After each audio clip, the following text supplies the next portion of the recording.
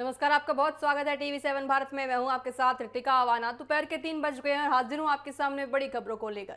पश्चिम बंगाल की राजनीति में इस समय सबसे बड़ा सवाल यही उठ रहा है कि क्या टीएमसी अपने इतिहास के सबसे बड़े राजनीतिक संकट का सामना कर रही है। दिल्ली में रविवार शाम होने वाली बागी सांसदों की अहम बैठक ने इस सवाल को और भी ज्यादा गंभीर बना दिया है। राजनीतिक गलियारों में चर्चा है कि यह बैठक केवल रणनीति तय करने तक सीमित नहीं रहेगी, बल्कि टीएमसी के भविष्य की दिशा भी तय करेगी।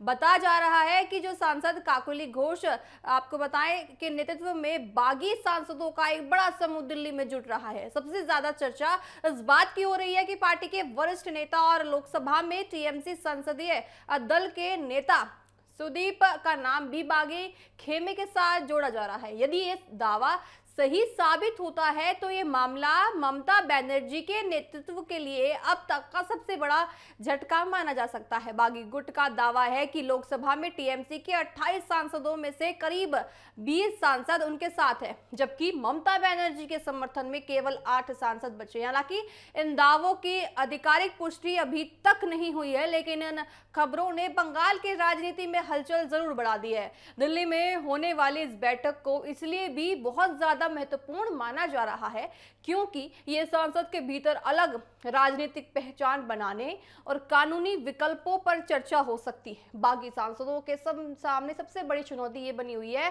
कि देखिए विरोधी कानून, साथ ही आपको बताएं कि जिस तरह से आपको बताएं कि बड़ी चुनौती ये बनी हुई है कि अगर वो किसी गुट में जाते हैं तो लोग उनको नापसंद ना करें। साथ ही यदि वे अलग समूह बनाने की कोशिश करते हैं तो उनकी सदस्यता पर खतरा भी पैदा हो सकता है। इसी मुद्दे पर टीएमसी की राज्यसभा सांसद आपको बताएं सागरिका घोष ने भी बागियों पर तीखा हमला बोला है। उनका कहना है कि संविधान की 10वीं अनुसूची के तहत केवल अलग गुट बना लेने से सांसदों को कानूनी सुरक्षा नहीं मिलेगी। सदस्यता बचाने के लिए किसी दूसरे दल में वैध विलय की प्रक्रिया जरूरी होगी। ऐसे में बागी सांसदों को राजनीतिक ही नहीं बल्कि लड़ाई अपनी अलग लड़नी पड़ सकती है। देखिए खास बात यह है कि इस पूरे घटनाक्रम में भाजपा नेता और पश्चिम बंगाल की विधानसभा में नेता प्रतिपक्ष आपको बताएं शुभेंदु अधिकारी ने दूरी बना रखी है। आपको बताएं कि शुभेंदु अधिकारी इस वक्त पश्चिम बंगाल के मुख्यमंत्री है।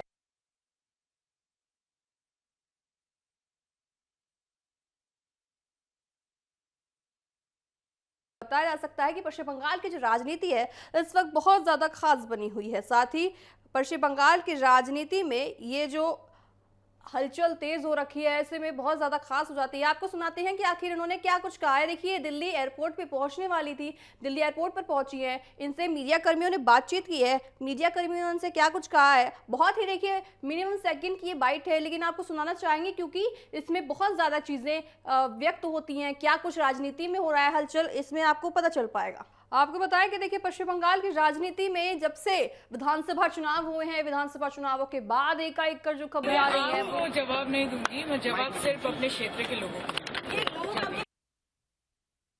किस तरह से कहा कि मैं जवाब नहीं दूंगी। मैं जवाब सिर्फ अपने क्षेत्र के लोगों को।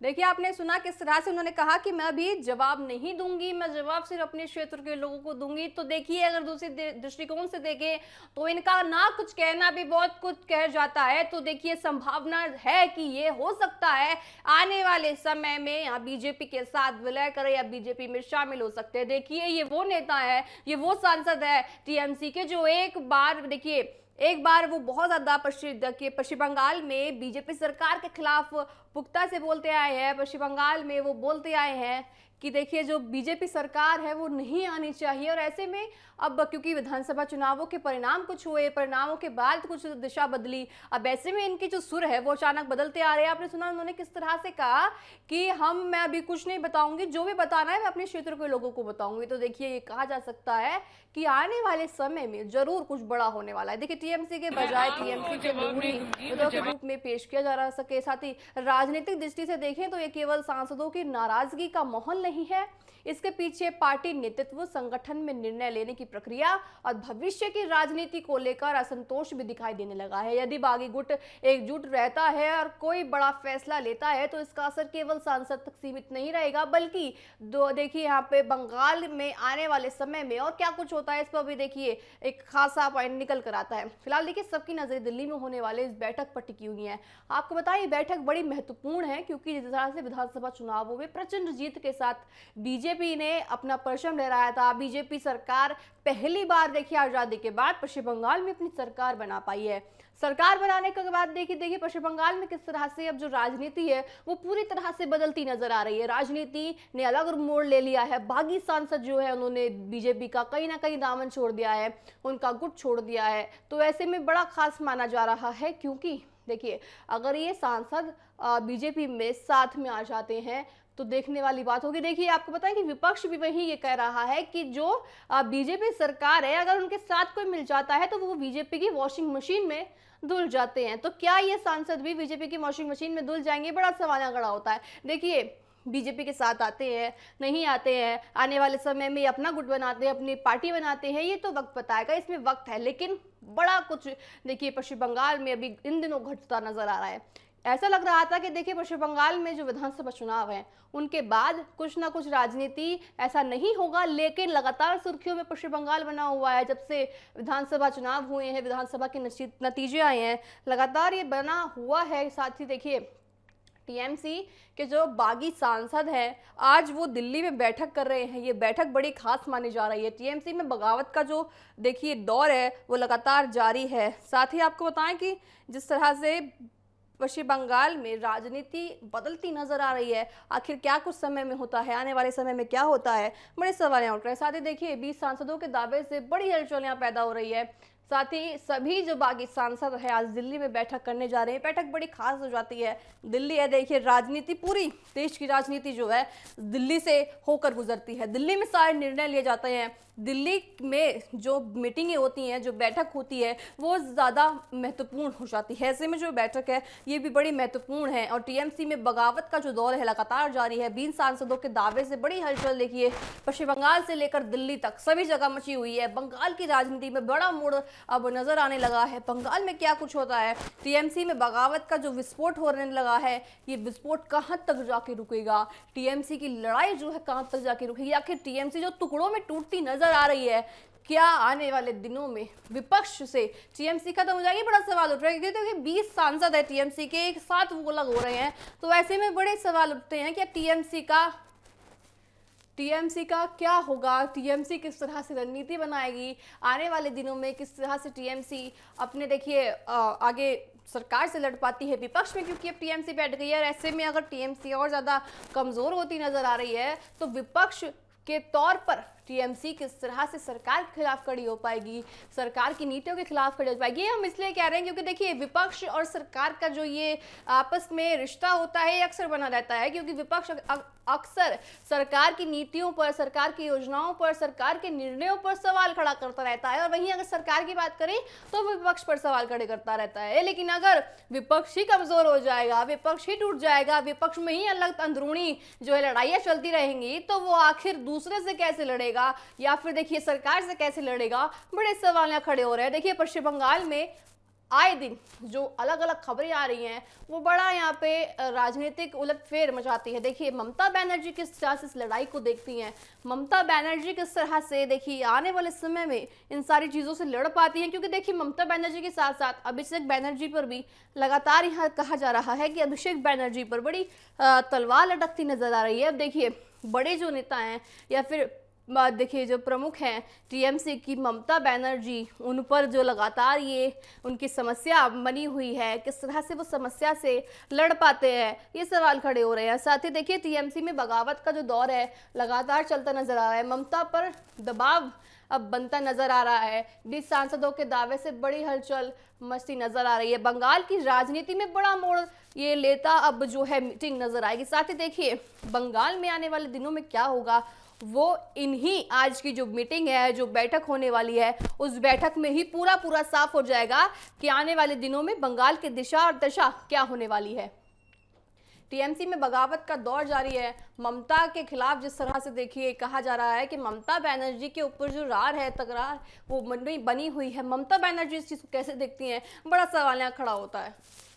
20 सांसदों के बड़े दावे, देखिए 20 सांसद है, अपने आप में बड़ा समूह हो जाता है। एक साथ वो बीजेपी, देखिए अगर बीजेपी में शामिल होते हैं या फिर कहीं भी अपनी सरकार बनाते हैं या गुट अलग बनाते हैं, देखिए जो विशेषज्ञों से खबरें आ रही हैं वो तो लगातार यही दावे कर रही है। हमारे साथ इसी पूरी खबर में देखिए और ज्यादा जानकारी के लिए हमारे साथ जुड़ रही है कंचन अरोड़ा। कंचन इस वक्त दिल्ली में मौजूद है। कंचन हमें बताएंगे कि देखिए आज दिल्ली में पूरा भविष्य पश्चिम बंगाल का तय होगा। पश्चिम बंगाल में आने वाले दिनों में क्या होता है, भविष्य पश्चिम बंगाल का क्या होता है, आज दिल्ली में वो सारी चीजें तय होने वाली है। कंचन देखिए किस तरह से पश्चिम बंगाल की जो राजनीति है आज दिल्ली की मीटिंग में होने वाली है, क्या कुछ पश्चिम बंगाल में होने वाला है या फिर जो आज मीटिंग है दिल्ली में वो आगे वाले, देखिए क्या कुछ मीटिंग में होता है। कंचन जी बिल्कुल, देखिए रितिका, जिस तरीके से टीएमसी के बागी सांसद हो चुके हैं, बागी विधायक हो चुके हैं और सिर्फ बगावत टीएमसी से नहीं की है बल्कि अपना एक अलग गुट बनाने की भी बात वो सभी के सभी सांसद कर रहे हैं। 19 लोकसभा सांसद हैं, 3 राज्यसभा सांसद है और ऐसे में जो भूपेंद्र यादव हैं जिन्हें पश्चिम बंगाल का प्रभारी भारतीय जनता पार्टी ने बनाया था, वो उनके आवाज पे लगातार बैठकों का जो दौर है वो भी चलता हुआ दिखाई दिया। और ऐसे में लोकसभा अध्यक्ष ओम बिरला को जो है वो अपने सभी सांसदों ने हस्ताक्षर के साथ खत भी वहां पे भेजा है। तो ऐसे में अब पूरी संभावना ये है कि कल सुबह वो सभी के सभी 19 बागी लोकसभा सांसद का मैं जिक्र कर, 3 तो राज्यसभा सांसद है जिन्होंने अपना इस्तीफा दे दिया है, लेकिन ये वो सांसद है लोकसभा जिन्होंने अपना इस्तीफा नहीं दिया है बल्कि अपना एक अलग गुट बनाने के लिए लोकसभा अध्यक्ष से ये मुलाकात करने की बात कर रहे हैं। ऐसे में भूपेंद्र यादव के आवास पर आज फिर शाम को 4 बजे एक बैठक बुलाई गई और उस बैठक में पहले ये था कि पश्चिम बंगाल के मुख्यमंत्री शुवेंदु अधिकारी भी पहुंचेंगे, लेकिन अब जो जानकारी उसके अनुसार सभी 19 बागी लोकसभा सांसद उस बैठक में पहुंचेंगे। साथ ही जो 3 राज्यसभा सांसद हैं जिन्होंने अपने राज्यसभा पद से उपराष्ट्रपति को इस्तीफा सौंप दिया है टीएमसी की तरफ से, वो सभी 3 राज्यसभा सांसद भी जो पूर्व, हम उनको कह सकते हैं पूर्व राज्यसभा सांसद, वो वहां पे पहुंचेंगे। यानी कुल लगभग 22 ऐसे टीएमसी के बागी सांसद हैं जो भूपेंद्र यादव के आवास पे शाम को 4 बजे पहुंचेंगे और वहां पर एक विस्तृत रूप से चर्चा की जाएगी। और ये चर्चा अंतिम चर्चा के रूप में भी मानी जा रही है क्योंकि आज जब ये चर्चा हो जाएगी उसके बाद कल सुबह वो सभी के सभी बागी सांसद लोकसभा अध्यक्ष ओम बिरला से मुलाकात करने के लिए जाएंगे। सदन के अंदर अलग लाइन में बैठने की तो उनकी जो बात थी वो तो एक अलग थी, लेकिन टीएमसी से हट के वो अपना अलग एक गुट बनाने का दावा कर रहे हैं। क्या लोकसभा अध्यक्ष इस बार के मानसून सत्र के दौरान टीएमसी से बागी हुए सांसदों को अलग गुट बनाने की इजाजत देते हैं या नहीं देते हैं और किस तरीके से वो आगे बढ़ते हैं? क्योंकि टीएमसी के बाकी सांसद कई थे जिनसे मैंने खुद बात की थी, TV7 भारत ने बात की थी, जगदीश वर्मा से बात की थी, तो उन्होंने TV7 भारत की माइक पर इस बात से स्पष्ट भी किया था कि हम सभी एनडीए में जाना चाहते हैं, एनडीए के साथ मिलकर हम आगे बढ़ना चाहते हैं, हम अपनी एनडीए का समर्थन करना चाहते हैं क्योंकि हमारे नेशन सर्वोपरि। राज्यसभा सांसद प्रकाश चिक से जब मैंने खुद बात की थी तो उन्होंने भी ये कहा था कि जिस तरीके से 4 मई को वहां पे हार हुई है तो उसके बाद हम चाहते हैं कि हम खुद ही अपना त्याग पत्र दे दें। तो कई तरीके की बातें नेशन फर्स्ट को लेके, प्रधानमंत्री नरेंद्र मोदी के कार्यों को लेकर लगातार बागी सांसदों की तरफ से की भी जा रही है। लेकिन अब लोकसभा अध्यक्ष से मुलाकात वो लोग कल करेंगे, सोमवार के दिन करेंगे, 15 तारीख को करेंगे। तो आज अंतिम चर्चा होगी कि क्या ये सभी 19 बागी सांसदों का अलग गुट बन पाएगा सदन के अंदर। अगर बनेगा तो कैसा होगा, क्योंकि इस वक्त की जो तस्वीर है ना वो महाराष्ट्र से मिलती जुलती है, क्योंकि महाराष्ट्र में जिस तरीके से उद्धव ठाकरे और शिंदे के बीच में सिंबल को लेकर के कई तरीके के मतभेद थे, क्योंकि शिंदे कह रहे थे कि हम भी शिवसेना के, उद्धव ठाकरे कह रहे थे हम भी शिवसेना के हैं, कौन शिवसेना का होगा। तो वही तस्वीर अब पश्चिम बंगाल में भी देखने को मिल रही है, कौन है टीएमसी का, कौन है टीएमसी से होना। क्योंकि अगर आप इस्तीफा दे देते हैं अपने पद से फिर तो आप कहीं भी जाने के लिए स्वतंत्र हैं, लेकिन संविधान में भी लिखा हुआ है कि अगर आप इस्तीफा नहीं देते हैं और अगर आप कहीं जाते हैं फिर भी आप टीएमसी के ही कहलाएंगे। ये बातें लगातार होती आई है, लेकिन अब देखना यह है कि भूपेंद्र यादव के आवाज पे जो शाम 4 बजे बैठक होनी है, इस बैठक में कौन कौन से चेहरे सम्मिलित होते हैं, क्योंकि सायोनी घोष पर सबकी नजरें टिकी हुई हैं। जिस तरीके से सायोनी घोष है पूरी तरीके से ममता बनर्जी को लेकर के बातें करती है, तो कई तरीके के वो कयास भी लगाए जा रहे हैं, लेकिन स्पष्ट हो जाएगा कि आखिर कौन कौन बैठक में किस तरीके से सम्मिलित होता है और सोमवार का दिन कितना खास लोगों के लिए बन जाता है। जी देखिए कंचन, यहाँ पे जो सायोनी घोष है की खबरें हैं कि ममता बनर्जी ने उनको निकाल दिया है। एक वक्त पे ममता बनर्जी की बड़ी खास थी सायोनी घोष, लेकिन उनको निकालने की जो खबरें आ रही है, आखिर इसके पीछे आप क्या वजह देखती हैं? बिल्कुल, देखिए जो बातें कही जा रही उसको जी। लेके महुआ मोइत्रा ने भी एक पोस्ट सोशल मीडिया पे पोस्ट किया था, जो कि टीएमसी की सांसद और पूरी प्रखरता के साथ सदन के पटल पर टीएमसी के ममता बनर्जी के पक्ष में कई बातों को रखती। उन्होंने भी सयोनी घोष के लिए कहा था कि वो मेरी छोटी बहन जैसी है, वो मेरी छोटी है, मेरे से बहुत चीजें मैंने उसको सिखाई है, बहुत सी चीजें हमने की है, वो थोड़ा वैसी है। लेकिन कई तरीके से स्पष्टीकरण जो है महुआ मोइत्रा की तरफ से भी देते हुए सयोनी घोष को लेकर उन्होंने अपने पोस्ट में किया भी था।